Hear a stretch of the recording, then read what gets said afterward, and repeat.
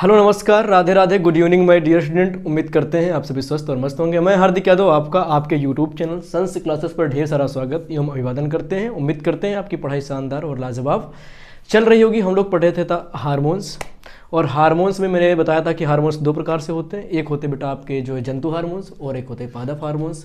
जंतु हार्मोन्स किससे निकलते हैं? तो अंतःस्रावी ग्रंथियों से निकलते हैं। अंतःस्रावी ग्रंथियों से कितनी प्रकार की होती हैं? 6 प्रकार की अंतःस्रावी ग्रंथियाँ होती हैं। हमने बिल्कुल एक एक अंतःस्रावी ग्रंथि और उससे स्रावित होने वाले हार्मोन्स को बेहतरीन ढंग से कवर किया था, बेहतरीन ढंग से पढ़ा था। अब आज की क्लास हमारी जो होने वाली है वो हार्मोन्स की ही होगी, लेकिन किसकी होगी बेटा? प्लांट हार्मोन्स की होगी, पादप हार्मोन्स की होगी। क्योंकि ये हार्मोन्स जो है यूपी बोर्ड के दृष्टिकोण से काफ़ी महत्वपूर्ण है, क्योंकि 1 नंबर में और 4 नंबर में बहुत ज़्यादा पूछे जाते हैं। तो सबसे पहले आज बात करेंगे कि हम हार्मोन्स में कौन सा हार्मोन्स पढ़ रहे हैं। तो बेटा हम पादप हार्मोन्स का पढ़ रहे हैं। पादप का मतलब क्या होता है बेटा? पेड़ पौधे से होता है, ठीक है।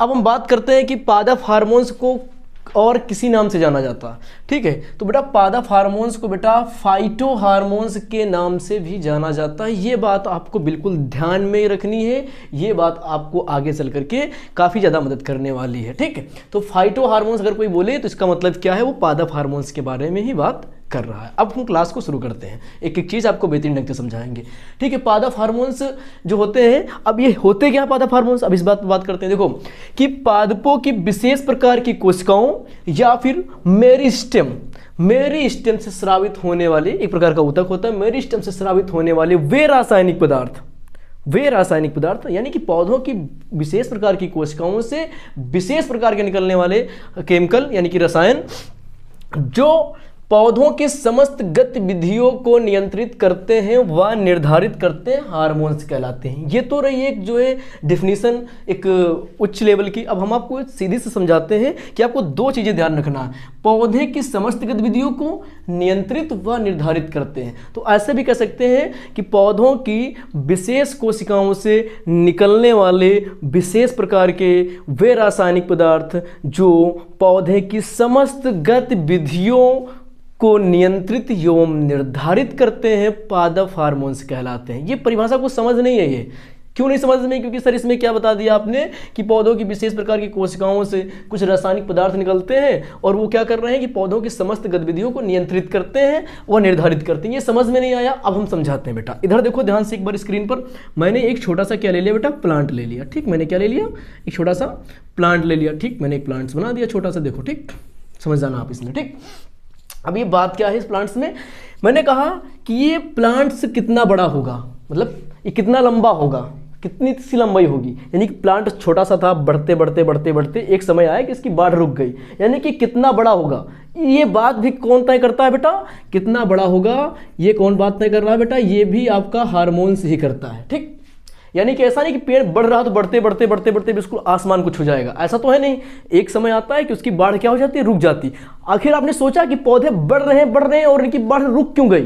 क्यों रुक गई भाई? अगर कोई छोटा सा पौधा मैंने आंगन में लगा दिया, अमरूद का पौधा, थोड़ा सा बड़ा हुआ, बड़ा होने के बाद वो जो उसकी बाढ़ थी वो रुक गई, उसकी लंबाई वहीं पर रुक गई। क्यों रुक गई? क्योंकि बेटा हार्मोन्स ने क्या किया? इसकी लंबाई को रोक दिया। दूसरा, आपने कभी सोचा कि क्यों एक टाइम के बाद ही पौधे में फूल लगते हैं? मतलब ऐसा नहीं कि मैंने आज छोटा सा पेड़ लगा दिया इसमें से फूल निकल आए, ऐसा तो होता नहीं। एक समय के बाद क्या होता है बेटा? उसमें फूल आते हैं। तो एक निश्चित समय पर फल और फूल का आना, मतलब एक निश्चित समय पर फल और फूल का आना किसकी वजह से होता? हार्मोन्स की वजह से आता है। यानी कि फल लगना भी किसकी वजह से होता है बेटा?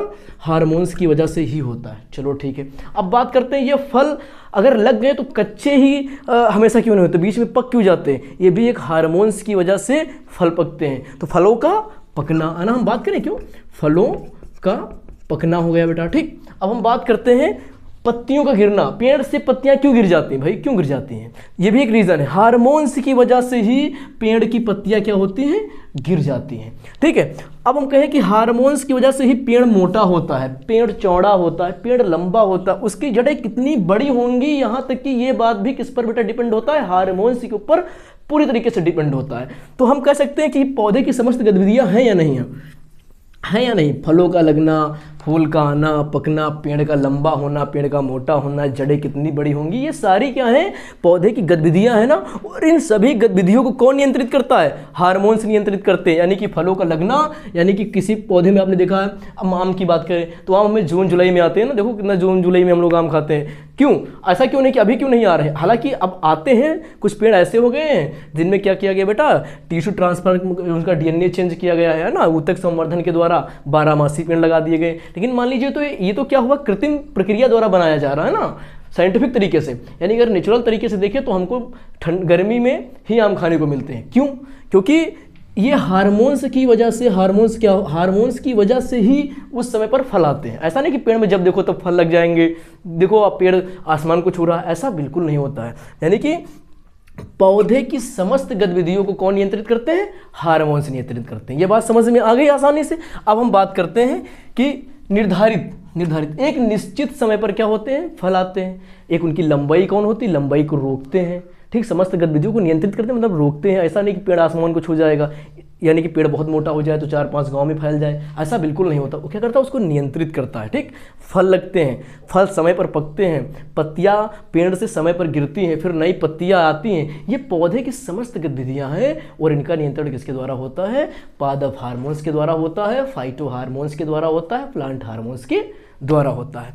अब बात करते हैं कि पादप हार्मोन्स कितने प्रकार के होते हैं। ठीक, पादप हार्मोन्स कितने प्रकार के होते हैं, तो देखो बेटा मुख्यतः पादप हार्मोन्स 2 प्रकार के होते हैं। कितने प्रकार के होते हैं, 2 प्रकार के होते हैं। पहला होता है बेटा वृद्धि सहायक हार्मोन्स, ये बात ध्यान में रखना। अब अगर कोई मुझसे कहेगा कि 5 प्रकार के होते हैं तो फिर हम डांटेंगे उसको। आपको क्या बोलना है कि पादप हार्मोन्स मुख्यतः कितने प्रकार के होते हैं, 2 प्रकार के होते हैं। पहला बेटा कौन सा होता है आपका, वृद्धि सहायक हार्मोन्स। कौन, वृद्धि सहायक हार्मोन्स।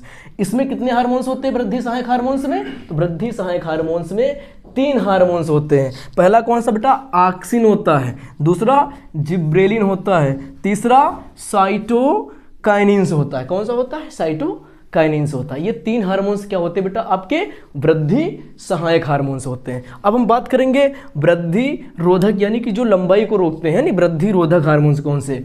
वृद्धि रोधक में बेटा आपके 2 होते हैं। कौन सा होता है, एक एब्सिसिक होता है जिसे एबीए के नाम से जाना जाता है। किसके नाम से, एबीए के नाम से जाना जाता है। और दूसरा क्या बेटा, एथिलीन। ठीक है, एथिलीन काफी इंपॉर्टेंट हार्मोन्स है क्योंकि ये बहुत बार पूछा गया है और बड़े कंपिटिटिव एग्जाम में भी पूछा जाता है कि ऐसा कौन सा हार्मोन्स है जो गैसीय अवस्था में होता है। तो इन सभी हार्मोन्स को छोड़ दिया जाए तो आपका इकलौता पादप हार्मोन्स है जो गैसीय अवस्था में पाया जाता है, उसे हम एथिलीन कहते हैं। ठीक, तो ये 5 हार्मोन्स है आपके पादप हार्मोन्स। मुख्यतः 2 प्रकार के होते हैं। एक होता है बेटा वृद्धि सहायक हार्मोन्स जो वृद्धि में मतलब लंबाई में क्या करता है, सहायता करते हैं, और दूसरे होते हैं आपके वृद्धि रोधक हार्मोन्स जो लंबाई को कम करते हैं। यानी कुल मिला के अगर बात की जाए तो 5 प्रकार के पादप हार्मोन्स होते हैं, मतलब 5 टाइप्स होते हैं। मुख्यतः कितने प्रकार के होते हैं, 2 प्रकार के होते हैं। यानी कि हमको अब क्या करना है, हम अपने आगे आने वाली क्लासों में क्या करेंगे, ऑक्सिन को पढ़ेंगे अच्छे से, जिब्रेलिन को पढ़ेंगे, सीखेंगे कि ऑक्सिन किस तरह से पौधों की लंबाई में सहायता करता है। ठीक है, जिब्रेलिन के काम क्या है, क्यों पत्तियां गिरती हैं। ठीक है, साइटोकाइनिन्स क्या होता है, एबीए क्या होता है, एथिलीन क्या होता है, ये हम इन पर एक एक क्लास बना देंगे ताकि आपको आसानी से इन सारी चीज़ों को समझाया जा सके। ठीक है, पढ़ते रहिए, आराम से नोट बनाते रहिए। बाकी आप सभी का धन्यवाद।